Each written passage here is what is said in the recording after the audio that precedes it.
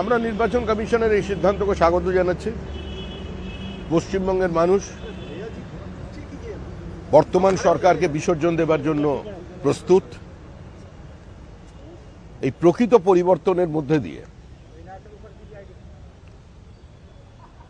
ফল ঘোষণার ৪২ দিন পর থেকেই বিজেপির যে ঘোষিত সিদ্ধান্ত আছে,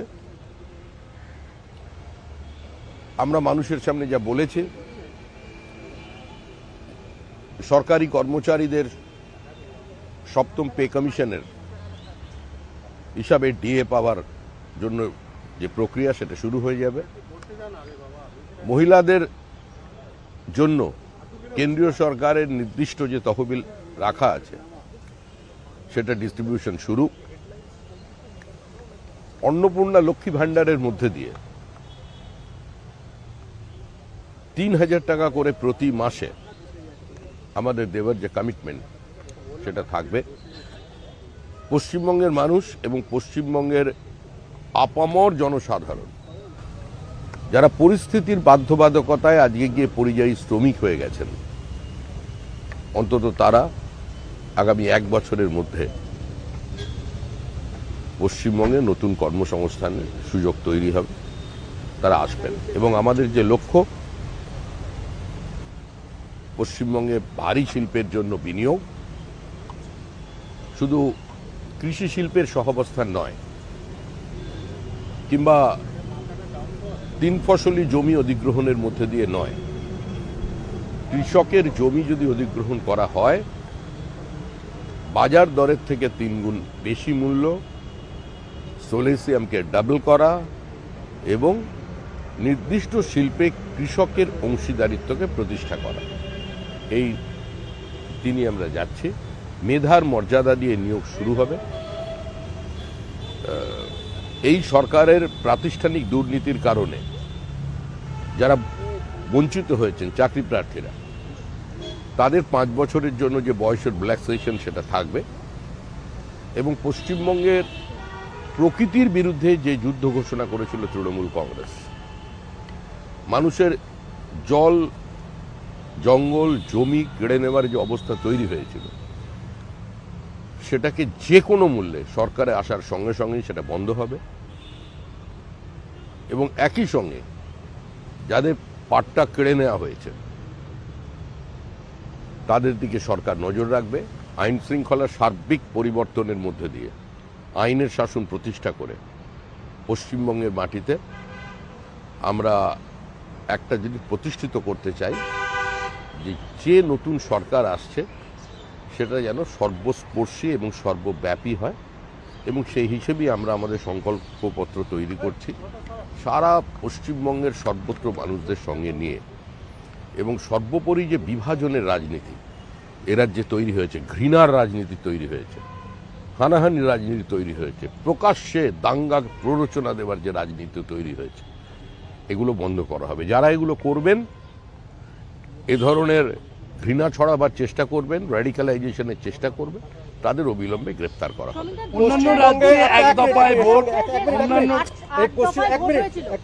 পশ্চিমবঙ্গে 5 দফায় এবং 7 দফায় ভোটের সাক্ষী ছিল পশ্চিমবঙ্গ।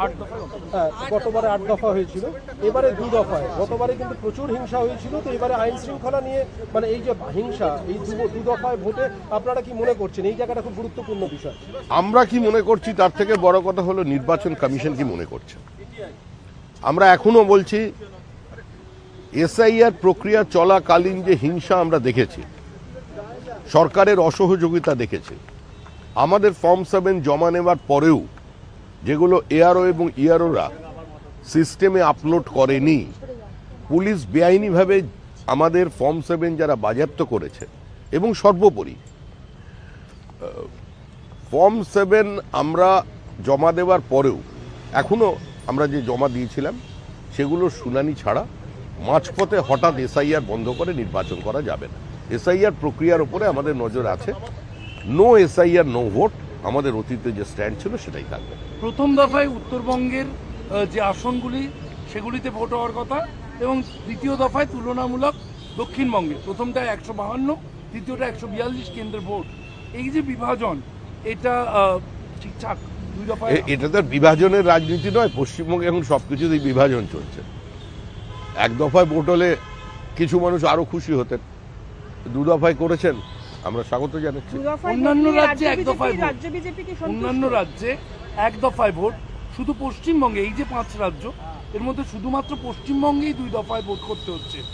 হরিয়ানায় নির্বাচন হলো, বিহারে নির্বাচন হলো, দিল্লিতে নির্বাচন হলো। নির্বাচনের পরে জেসিবি মেশিন দিয়ে পরাজিত প্রার্থীর বাড়ি কেউ গুড়িয়ে দিয়েছে? কোনো মৃত্যুর সংবাদ আছে? কোনো বোমাবাজি হয়েছে? মাথা ন্যাড়া করে বাড়িতে ঢোকানো হয়েছে? জরিমানা দিয়ে বাড়ি ফিরতে হয়েছে?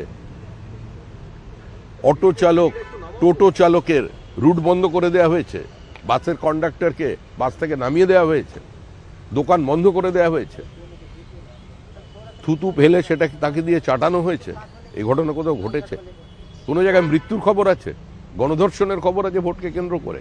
সুতরাং এটা পশ্চিমবঙ্গের ক্ষেত্রেও একটা লজ্জার বিষয় যে সব রাজ্যে এক দফা, আমাদের এখানে 2 দফা।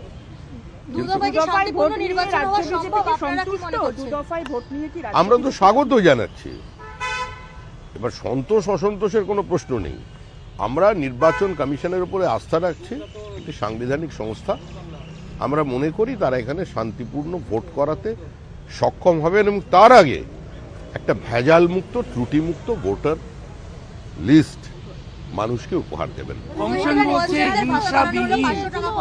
আরোহিত এবং মুসলিমদের ভাতা 500 টাকা করে বাড়ানো হলো। বিজেপি চেয়েছিল 8 দফায় ভোট করতে, তৃণমূল বলছে যে তাহলে এবার 2 দফায় ভোট বিজেপি নির্বাচন কমিশন। তৃণমূল কি বলছে, তৃণমূল কি না বলছে এটা নিয়ে আর মানুষ চিন্তা করছে না। তৃণমূল অনেক কথা বলেছে, 15 বছর ধরে অনেক কথা বলেছে। এবারে তো একটু চুপ করুক। আমরা কোনো সময়ই বলছি না মানে সেলোটেপ আটকে নেবার জন্য, কিন্তু আমার মনে হচ্ছে মানুষই আটকে দেবে।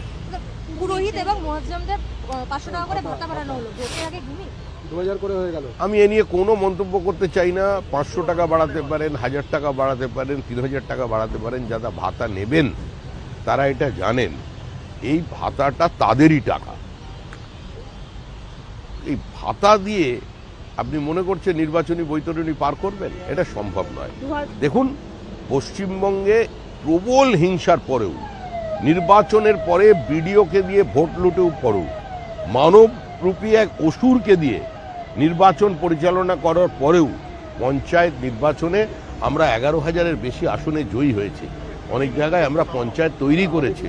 তাহলে কি যে মহিলারা ওখানে ভোট দিয়েছিলেন তারা লক্ষ্মীর ভাণ্ডারের টাকা পাননি?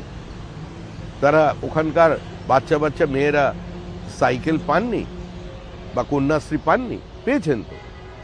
এভাবে মানুষকে অপমান করবার কোনো অধিকার নেই। এই বিতর্ক থেকে মানুষের দূরে থাকা। এমসিসি লাগু হওয়ার 45 মিনিট আগে, এমসিসি লাগু হওয়ার ঠিক 45 মিনিট আগে মমতা বন্দ্যোপাধ্যায় তার এক্স হ্যান্ডেলে পোস্ট করে জানিয়েছেন 2009 অর্থাৎ 2009 সালের রোপা অনুযায়ী ডিএ এরিয়ার এবার পাওয়া শুরু হবে মার্চ মাস থেকে। এটা জানালেন রাজ্যের মুখ্যমন্ত্রী। সরকারি কর্মচারীরা তৃণমূল কংগ্রেসকে চেনেন, মুখ্যমন্ত্রীকেও চেনেন। উনি 45 মিনিট আগে জানিয়েছেন।